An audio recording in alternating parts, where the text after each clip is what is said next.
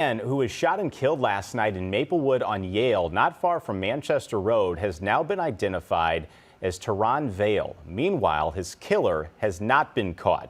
This crime is highly unusual for Maplewood, becoming the town's only second homicide since 2010.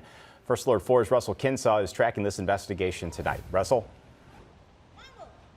Yeah, for most of the day, major K Squad detectives have been stationed around these apartment buildings where the shooting took place, watching the front and back doors. These apartments are on Yale. That's the street right here. Manchester's right over there. And according to neighbors, it's a place that's frequently visited by police. And I just heard one pop, and I could tell by the sound of it, it was a gun. Jerry, who asked us not to use his last name, lives a few doors down from the apartment where the deadly shooting happened Thursday evening.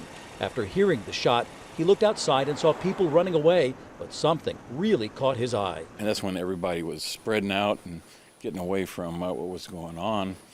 And then I saw a couple people kind of laughing down there. The major K Squad was called in to help investigate, and many were back at the crime scene the day after. Police identified the victim as 32-year-old Teron Vale, and neighbors say he's the father of two children and was often seen walking in the neighborhood. I heard the gunshot around 5:40 p.m. Yesterday night. Tyler, another neighbor who also asked us not to use his last name, also heard the single gunshot. Throughout the day, detectives were talking with residents and the victim's relatives. For hours, detectives stood near entrances to the building, some holding long rifles. Neighbors say the apartments are a source of concern. I do hear a lot of gunshots. Cars get broken into, there are robberies, and police will come, but then they'll leave, and unfortunately the gunshots keep happening. The reason detectives had been watching and waiting. Late in the afternoon, detectives said they finally got a search warrant, and a number of detectives entered a rear ground floor apartment. It was so surreal. I was like, it really didn't happen. I mean, there's a lot of things that happen down there, almost every day, but nothing like that.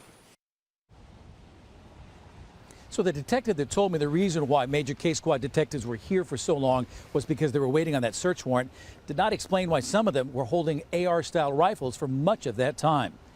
Live in Maplewood, Russell Kinsaw, First Alert 4.